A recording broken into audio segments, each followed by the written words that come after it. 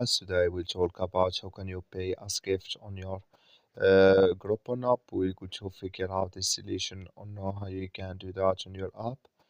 So you just follow these ways, then it's going to work with you. All you have to do in the first, so you just here choose any tickets you want to pay as so gifts. I'm going to click on this here, on this tickets. Just click on it. It's going to show for you like this. Click here on pay as a gift, so then it's going to take you to this list. Just waiting to open with you. It's going to show for you here.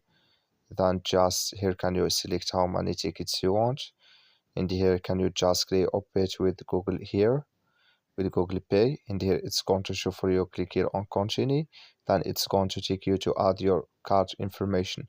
That's all. Thank you for watching. Don't forget to support us by liking, subscribe.